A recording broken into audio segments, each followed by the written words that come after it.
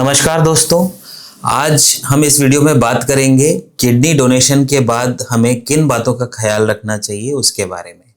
अक्सर हमारे busy practice में बहुत सारे मरीज ऐसे होते हैं जिनको हम बहुत ज़्यादा डिटेल में पोस्ट ऑप केयर के बारे में नहीं समझा पाते हैं। ऐसे मरीज जब घर पहुंचते हैं तो उनके मन में कई सवाल रहते हैं। मैं नहाऊं कि नहीं नहाऊं, मैं ऑफिस कब जाऊं, मुझे क्या खाना चाहिए क्या नहीं खाना चाहिए, डॉक्टर को कब दिखाना चाहिए। कुछ बेसिक चीज़ें होती हैं जिनको इस वीडियो में हम एड्रेस करेंगे।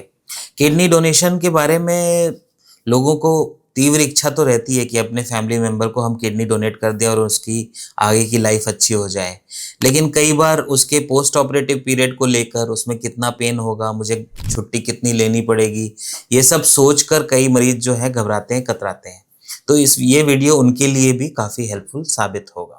तो पहले तो किडनी डोनेशन की अगर मैं बात करूं तो ये किडनी डोनर सर्जरी या डोनर नेफ्रेक्टमी जिसको हम बोलते हैं मेडिकल भाषा में, ये दो प्रकार से किया जाता है। पहले के ज़माने में और अभी भी कई सेंटर्स पे यह सर्जरी जो है बड़ा सा चीरा लगा के पेट के साइड के हिस्से में, जनरली लेफ्ट साइड में बड़ा सा एक चीरा लगाकर और किडनी की वेसल्स को डिसेक्ट करके उसको आजू बाजू के स्ट्रक्चर से छुड़ा के बाहर निकालने की प्रक्रिया होती थी। इसमें बड़े चीरे होने के कारण दर्द भी ज़्यादा होता था, रिकवरी थोड़ी देर से होती थी और मरीज़ जो है अपनी नॉर्मल एक्टिविटीज़, ऑफिस ज्वाइन करना और ये सब थोड़ा देर से कर पाता था। लेकिन आजकल खासकर हमारे सेंटर बंसल हॉस्पिटल भोपाल में हम इस तरह की सर्जरी जितनी भी हैं लेप्रोस्कोपिक विधि से कर रहे हैं। खासकर डोनर नेफ्रेक्टमी लगभग 98 से 99% डोनर नेफ्रेक्टमी हमारे यहाँ लेप्रोस्कोपिक विधि से होती है, दूरबीन विधि से होती है। यानी कि ये की होल सर्जरी साधारण भाषा में इसको कहते हैं। पेट में 3-4 छोटे छोटे छेद बनाए जाते हैं, पेट में गैस भरी जाती है, किडनी की वेसल्स को क्लिप किया जाता है, किडनी को आसपास के स्ट्रक्चर से छुड़ा लिया जाता है और फिर पेट के निचले हिस्से में नाभि के नीचे एक छोटा सा 8 से 10 सेंटीमीटर का चीरा लगाकर किडनी को शरीर से बाहर निकाल लिया जाता है। तो इस सर्जरी में अगर बात करूं तो ओपन सर्जरी की तुलना में दर्द कम होता है, रिकवरी तेज होती है, डिस्चार्ज आप हॉस्पिटल से तीसरे चौथे दिन हो जाते हैं, अपने काम पे यूजुअली 1 वीक बाद लौट सकते हैं। तो अब हम जानेंगे कि इस प्रोसीजर को आपने करा लिया तो इसके बाद कैसा कोर्स रहता है, पोस्ट ऑपरेटिव कोर्स कैसा रहता है। किडनी डोनर सर्जरी होने के बाद इमीडिएटली आफ्टर सर्जरी पेशेंट 2 से 3 घंटे तक रिकवरी रूम में रहते हैं। वहाँ उनके vitals, blood pressure, heart rate, saturation, सारी चीज़ें, यूरिन कितना आ रहा है, ये सब चीज़ें डॉक्टर्स मॉनिटर करते हैं, यूरोलॉजिस्ट और एनेस्थेटिस्ट। और 2 से 3 घंटे बाद जब पेशेंट ठीक हो जाता है, एनेस्थीसिया से पूरी तरह रिकवर हो चुका होता है, तब उसे वार्ड में शिफ्ट कर दिया जाता है। वार्ड में शिफ्ट होने के बाद उनकी मॉनिटरिंग कंटिन्यूअस चलती रहती है। जनरली किसी भी बड़ी लेप्रोस्कोपिक सर्जरी के बाद हमारी आहार नली की एक्टिविटी जो है बड़ी देर से आती है, तो इसकी एक्टिविटी रिटर्न होने का हम वेट करते हैं। लगभग 24 घंटे बाद ऑपरेशन के बाद अगले दिन सुबह जनरली पेशेंट्स को लिक्विड डाइट चालू कर दी जाती है और वो इसको अच्छे से टॉलरेट कर लेते हैं, तो हम डाइट को सॉफ्ट डाइट और फिर नॉर्मल डाइट में एडवांस करते हैं। डाइट जब पेशेंट एक्सेप्ट करने लगता है तो जनरली उसके पेशाब की नली और पेट में अगर कोई ड्रेन ट्यूब डाली गई है तो दूसरे तीसरे दिन ये सारी ट्यूब्स जो हैं निकाल दी जाती हैं। पेशेंट को पहले ही दिन से चलना फिरने के लिए एनकरेज किया जाता है। ज़्यादातर पेशेंट्स जो हैं ऑपरेशन होने के अगले दिन से चलने फिरने लगते हैं।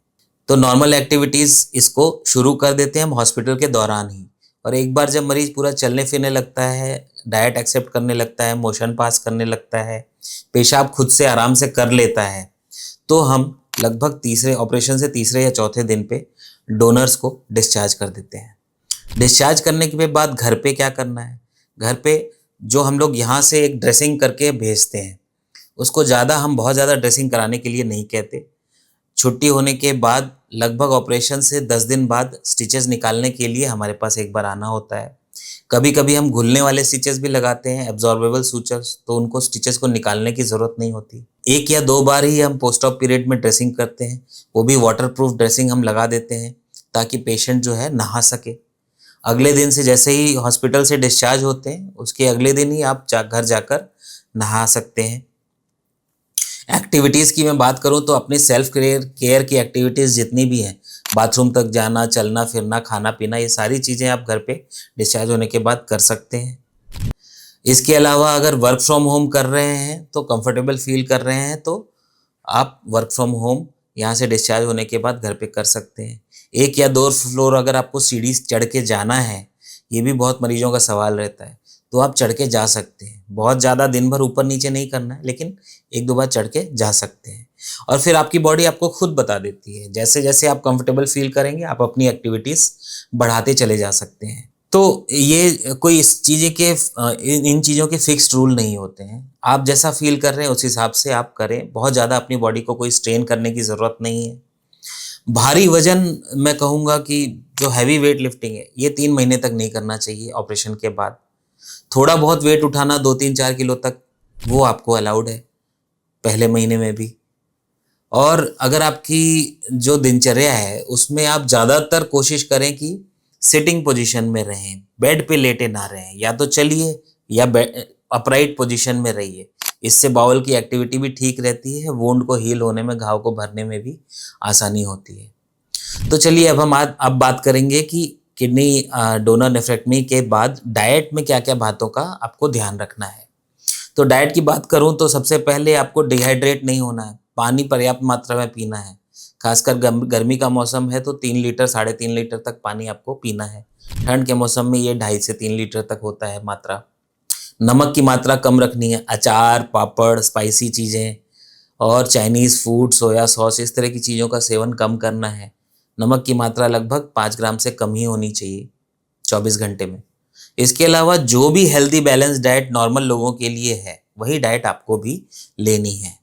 यानी कि हरी पत्तेदार सब्जियां, फाइबर वाली डाइट, सैलेड्स अपने डाइट में ज़्यादा इंक्लूड करें। कार्बोहाइड्रेट भी रखें, थोड़ा प्रोटीन भी रखें। हर तरह की चीज़ों को मिश्रित करके आप अपने डाइट में लाएं। एनिमल, कुछ लोग का क्वेश्चन रहता है कि हम नॉन वेजिटेरियन फूड खा सकते हैं कि नहीं। हाँ, बिल्कुल खा सकते हैं।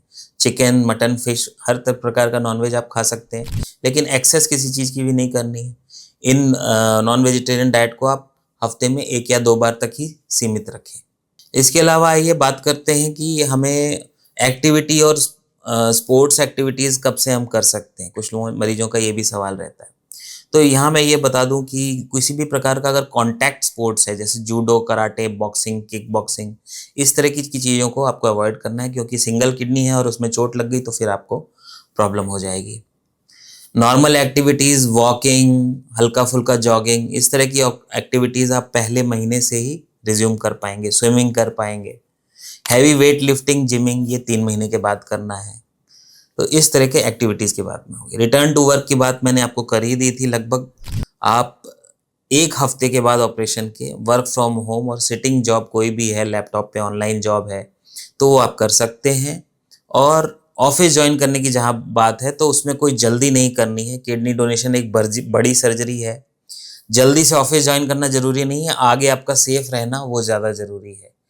तो उसको आप अपने हिसाब से आप रेगुलेट करिए, जैसे आप कंफर्टेबल फील करें। यूजुअली 10 से 15 दिन बाद लोग अपना ऑफिस ज्वाइन कर देते हैं। इसके अलावा एक खास बात यह है कि दवाइयाँ, किडनी ट्रांसप्लांट और किडनी डोनर नेफ्रेक्टमी के बाद यूरोलॉजिस्ट जो आपको दवाइयाँ देते हैं वो सब 5 से 7 दिन बाद ख़त्म हो जाती हैं। साधारण एंटीबायोटिक होती हैं, हल्के फुल्के पेन किलर्स होते हैं।